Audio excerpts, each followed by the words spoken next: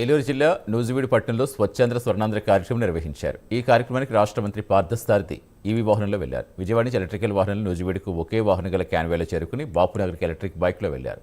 కేవలం తానే కాకుండా తన గన్మెన్లు, వ్యక్తిగత సిబ్బంది ఒకే వాహనంలో వచ్చారు.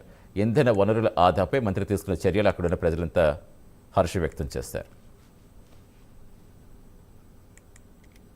ప్రజా ఆరోగ్యం గురించి అనేక వినూత్నమైన చర్యలతో ఆరోగ్యవంతమైన ఆంధ్రప్రదేశ్గా మార్చాలని చెప్పేసి కృషి చేస్తుందని చెప్పేసి తెలియజేస్తున్నాను. మొన్ననే NHM నిధులతో, రాష్ట్ర ప్రభుత్వ నిధులతో రాష్ట్రంలో ప్రతి పౌరుడి యొక్క హెల్త్ రికార్డ్స్ తయారు చేయాలని, ఆ హెల్త్ రికార్డ్స్ని భద్రపరిచి, అంటే రాష్ట్ర ఆధీనంలో భద్రపరిచి ఏ పౌరుడికి ఎటువంటి ఆరోగ్య సమస్య వచ్చినా కూడా ఆ హెల్త్ కార్డ్స్ నుంచి, హెల్త్ ఇన్ఫర్మేషన్ నుంచి సమాచారం తెలుసుకుని తగు వైద్యం చేయించుకునే అవకాశాన్ని కల్పిస్తుందని చెప్పేసి మనం చేస్తాం.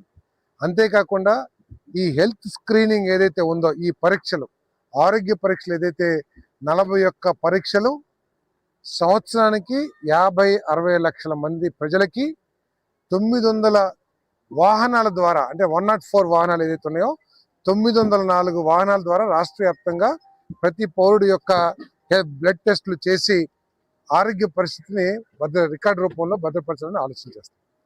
దీని మూలంగా ఏమవుతుందంటే, ఏ హాస్పిటల్కి వెళ్ళినా కూడా అప్పటికప్పుడు డాక్టర్ గారు ఆన్లైన్లో ఆ సమాచారం తీసుకుని వాళ్ళ హిస్టరీ, ఆరోగ్య సమాచారాన్ని, గతంలో ఉన్న సమాచారాన్ని మొత్తం కూడా తెలుసుకుని దాని ఆధారంగా మరి బెటర్ వైద్యం అందించడానికి అవకాశం ఉంటుంది.